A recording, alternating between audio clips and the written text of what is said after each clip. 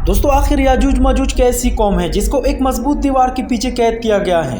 ये दीवार कहाँ बनाई गई? रोजाना की कोशिशों के बावजूद भी ये कौम इस दीवार को क्यों नहीं तोड़ पा रही? इन्हें इस मजबूत दीवार के पीछे किसने कैद किया? कयामत के करीब ये कौम किस तरह खुद को आजाद करके दुनिया में फसाद मचाएगी और कैसे हजरत ईसा अलैहिस्सलाम इनका नामो निशान दुनिया से मिटाएंगे? इस्लामी तारीख के मुताबिक याजूज माजूज हजरत नूह अलैहिस्सलाम के एक बेटे याफस की औलाद में से हैं, जो इंतहाई खतरनाक और वहशी कौम थी। इनके बारे में कहा जाता है कि इनकी तादाद बहुत तेजी के साथ बढ़ी। कुरान वाज़े तौर पर गवाही देता है कि ये दो वहशी खूनख्वार कबीलों के नाम थे। वो लोग अपने इर्द गिर्द रहने वालों पर बहुत ज्यादतियां और जुल्म करते थे। इस मखलूक को हजरत ज़ुल्करनैन अलैहिस्सलाम ने दीवार तामीर करके इंसानी दुनिया की दूसरी जानिब कैद कर दिया था, लेकिन कयामत से पहले याजूज माजूज इस दीवार से निकलने में कामयाब हो जाएंगे और जहाँ से गुजरेंगे इंसानी बस्तियों को तबाह बर्बाद कर देंगे। फिर वो हमला करते करते एक झील पर पहुंचेंगे, जिसका जिक्र किताबों में मौजूद है कि वो इस झील का सारा पानी पी जाएंगे और इसके पीछे आने वाली गिरोह को इसमें एक भी पानी का कतरा नहीं मिलेगा और ऐसा महसूस होगा जैसे यहाँ पहले कभी पानी ही नहीं था। इस झील का नाम तिब्रिया है और ये बहीरे तिब्रिया के पास मौजूद है। झील तिब्रिया इसराइल के शहर तिब्रिया में वाक़या है। ये इसराइल में सबसे बड़ी मीठे पानी की झील है, जो 21 किलोमीटर लंबी, 13 किलोमीटर चौड़ी और 43 मीटर गहरी है। ये वही झील है जिसे आज इसराइल अपने लिए मोतबर समझ रहा है। यही याजूज माजूज की मंजिल होगी, जिसका जिक्र कुरान मजीद ने 1400 वर्ष पहले फरमा दिया था। ये हजरत ज़ुल्करनैन अलैहिस्सलाम के जमाने तक मुख्तलिफ कबाइल, कौमों और आबादियों में फैल चुके थे। हजरत ज़ुल्करनैन अलैहिस्सलाम के बारे में मुख्तलिफ रवायात ये बताती हैं कि वो ऐसे हुक्मरान थे जिनको अल्लाह ताला ने असबाब व वसाइल की फरावानी से नवाजा था और ये मशरिकी और मगरिबी ममालिक को फतह करते हुए एक ऐसे पहाड़ी दर्रे पर पहुंचे थे जिसकी दूसरी जानिब याजूज माजूज थे। अल्लाह ताला ने इनको तमाम रुई जमीन की बादशाही अता फरमाई थी। दुनिया में कुल 4 बादशाह ऐसे गुजरे हैं जिनको पूरी जमीन की पूरी बादशाही मिली। इनमें 2 मोमिन थे और 2 काफिर। मोमिन तो हजरत सुलेमान अलैहिस्सलाम और ज़ुल्करनैन अलैहिस्सलाम हैं और काफिर एक बख्त नसर और दूसरा नमरूद हैं। और तमाम रोई जमीन के एक 5वें बादशाह इस उम्मत में होने वाले हैं, जिनका मुबारक नाम हजरत इमाम महदी अलैहिस्सलाम है। कुरान मजीद में हजरत ज़ुल्करनैन अलैहिस्सलाम की 3 सफरों का हाल बयान हुआ है, जो सूरह काफ में है। हजरत ज़ुल्करनैन अलैहिस्सलाम ने पुरानी किताबों में पढ़ा था कि साम बिन नूह अलैहिस्सलाम की औलाद में से एक शख्स आबे हयात के चश्मे से पानी पी लेगा तो उसको मौत नहीं आएगी। इसलिए हजरत ज़ुल्करनैन अलैहिस्सलाम ने मगरिब का सफर किया। आपके साथ हजरत खिज़र अलैहिस्सलाम भी थे। वो तो आबे हयात के चश्मे पर पहुंच गए और इसका पानी भी पी लिया, मगर हजरत ज़ुल्करनैन अलैहिस्सलाम के मुकद्दर में नहीं था, वो महरूम रह गए। इस सफर में आप मगरिब की जानिब रवाना हुए तो जहाँ तक आबादी का नामो निशान था वो सब मंजिलें तय करके एक ऐसे मुकाम पर पहुंचे कि इन्हें सूरज गुरूब के वक्त ऐसा नजर आया कि वो एक सियाह चश्मे में डूब रहा है। जैसा कि समंदरी सफर करने वालों को आफताब समंदर के काले पानी में डूबता नजर आता है, वहाँ इनको ऐसी कौम मिली जो जानवरों की काल पहने हुए थे। इसके सिवा कोई दूसरा लिबास इनके बदन पर नहीं था और दरियाई मुर्दा जानवरों के सिवा इनकी ग़िज़ा का कोई दूसरा सामान नहीं था। ये कौम नासिक कहलाती थी। हजरत ज़ुल्करनैन अलैहिस्सलाम ने देखा कि इनके लश्कर बेशुमार हैं और ये लोग बहुत ही ताकतवर और जंगजू हैं। तो हजरत ज़ुल्करनैन अलैहिस्सलाम ने इन लोगों के गिर्द अपनी फौजों का घेरा डालकर इन लोगों को बेबस कर दिया। चुनांचे कुछ तो मुशर्रफ बाईमान हो गए और कुछ आपकी फौजों के हाथ से कत्ल हो गए। फिर आपने मशरिक का सफर फरमाया, यहाँ तक कि जब सूरज तुलू होने की जगह पहुंचे तो ये देखा कि वहाँ एक ऐसी कौम है जिनके पास कोई इमारत और मकानात नहीं है। उन लोगों का ये हाल था कि सूरज तुलू होने के वक्त ये लोग जमीन के गारों में छुप जाते थे और सूरज ढल जाने के बाद गारों से निकलकर अपनी रोजी की तलाश में लग जाते थे। ये लोग मनसक कहलाते थे। हजरत ज़ुल्करनैन अलैहिस्सलाम ने इन लोगों के मुकाबले में भी लश्कर आराई की और जो लोग ईमान लाए उनके साथ बेहतरीन सलूक किया और जो अपने कुफर पर अड़े रहे उनको कत्ल कर दिया गया। फिर आपने शुमाल की जानिब सफर फरमाया, यहाँ तक कि सिद्दीन में पहुंचे तो वहाँ की आबादी वालों की अजीब व गरीब जबान थी। उन लोगों के साथ इशारों से बमुश्किल बातचीत की जा सकती थी। उन लोगों ने हजरत ज़ुल्करनैन अलैहिस्सलाम से याजूज माजूज के मजालिम की शिकायत की और आपकी मदद के तालिब हुए। याजूज माजूज जंगजू, खूनख्वार और बिल्कुल ही वहशी और जंगली हैं, जो बिल्कुल जानवरों की तरह रहते हैं। मौसम रबी में ये लोग अपने गारों से निकलकर तमाम खेतियां और सब्जियां खा जाते थे और खुश्क चीजों को लाद कर ले जाते थे। आदमियों और जंगली जानवरों, यहाँ तक कि सांप, बिच्छू, गिरगिट और हर छोटे बड़े जानवर को खा जाते थे। हजरत ज़ुल्करनैन अलैहिस्सलाम से लोगों ने फरियाद की कि आप हमें याजूज माजूज की शर और इनकी इज़ारसानियों से बचाइए और इन लोगों ने इसके औस कुछ माल देने की पेशकश की तो हजरत ज़ुल्करनैन अलैहिस्सलाम ने फरमाया कि मुझे तुम्हारे माल की जरूरत नहीं है, बस तुम लोग जिस्मानी मेहनत से मेरी मदद करो। चुनांचे आपने दोनों पहाड़ों के दरमियान बुनियाद खुदवाई और इस जगह एक मजबूत दीवार बनाई।